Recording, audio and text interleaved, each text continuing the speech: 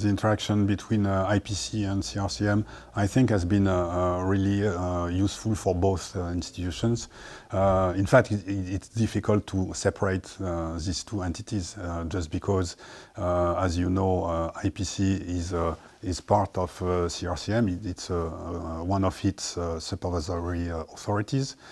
But also because of the people, because many clinicians of IPC are working in the research labs of the CRCM, and the reverse is also true because some IPC employees are working in research labs of the CRCM.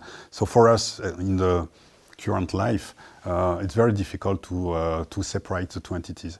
But beyond this precision, the productivity of this interaction is quite obvious for everybody at different levels. The first, I think, is, and it's the final goal, is to bring and to accelerate the transfer of innovation to the patients. So clearly, it's obvious when we talk about technologies, for example, for diagnosis, prognosis, such as what we've done 10 or 15 years ago with the development of next generation sequencing or the development of transcriptomics. And it started first in the research labs of the CRCM and rapidly was used by the clinicians for the treatment of the patients. Another level and more, it is the development of new therapies.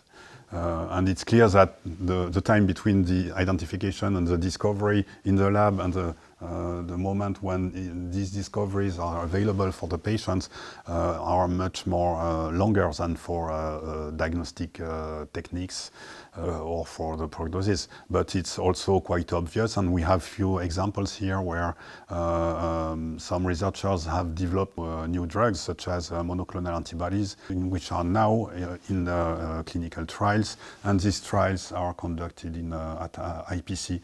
Another example of this interaction regarding the use of new therapies is illustrated by something we try to develop, which is the circulation of information. So we have developed some meetings and groups of clinicians and researchers, and initially we called that teams. So we have teams by pathology, and there is one leukemia team which is working pretty well, and which was actually the ancestor of the current Ohio department, which has been set up in the CRCM.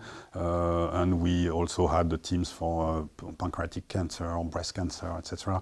And the idea here is that when a clinician launches a new clinical trial with a new drug, he or she gives the information to the researchers just to make sure that one of them could be interested by the samples from the patients under these new treatments, for example.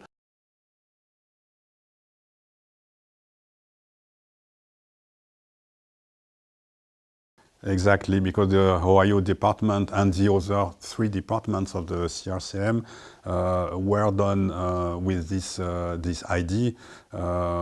It's not only putting some coherent ensembles within the CRCM, but also to improve the link with the hospital. And it's quite obvious with the Ohio department because it's an immunology and hematology department for research, and in the hospital we have the hematology department that I have the privilege to be the head of, and which is doing a lot of immunotherapy in the setting of cellular therapy, CAR T cells, allogeneic stem cell transplantation, and use of new monoclonal antibodies.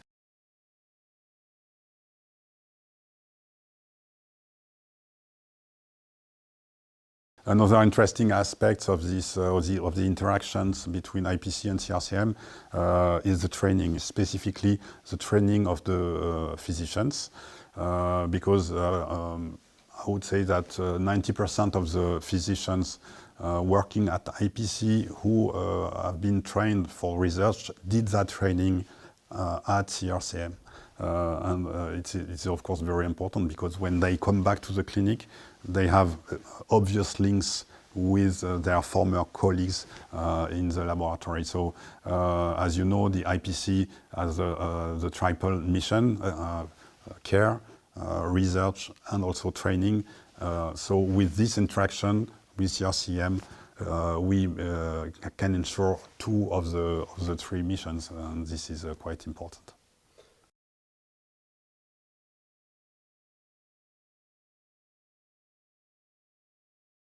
With the Ohio department, there is an obvious consistency between the topics developed at the lab in hematology, specifically leukemia research, immunology, and what is happening in the hematology department of IPC, where, as I said before, we treat not only leukemias, but we do a lot of immunotherapy, various forms of immunotherapy. So it was for us a good model for the development of this strategy, and it has been quite positive. So it's clear that we would like to develop further, but we have to take into account the specificity of the different topics and the fact that in the case of solid tumors, there is probably more variability and it's less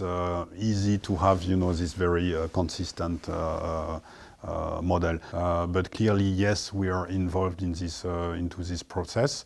We have created 3 other departments already at CRCM, which are closely connected to the clinical teams at various degrees.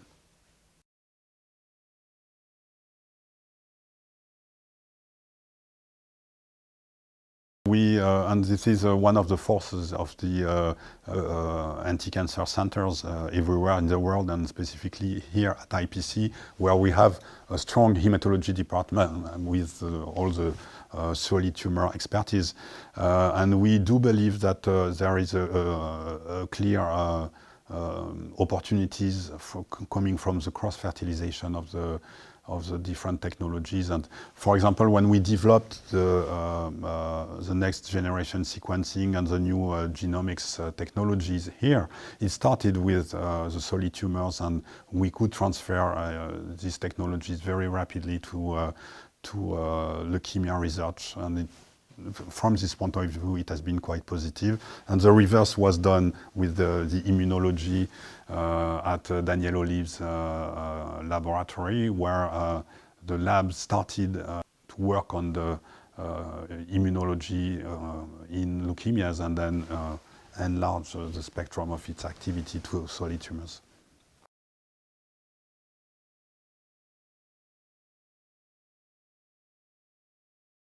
Oh, the answer is easy. It's mandatory. So it's not possible to do today to have an isolated research activity. So it's fundamental that we can interact as much as possible with colleagues. And as Hartmut explained during his talk,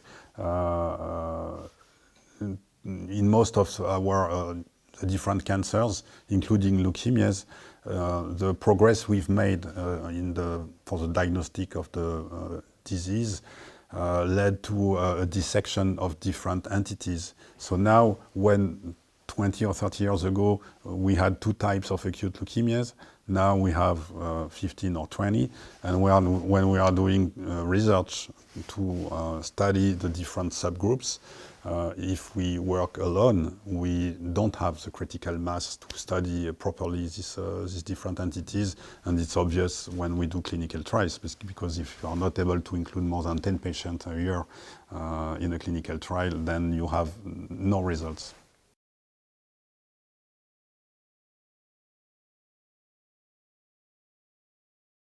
The celebration of the 50th anniversary of CRCM is very important for IPC too, because it's a moment when we gather, when we look at the past, what we've done, but also it's a moment when we look to the future. And we've seen this afternoon that there are so many young investigators, highly motivated and nice research programs. So I think that this day was quite positive, and it will be very important to continue these initiatives under the umbrella of this 50th anniversary, and it's what has been already organized for the coming month, when we will have 3 other seminars with different topics in accordance with the 3 other, and organized by the 3 other departments of the CRCM.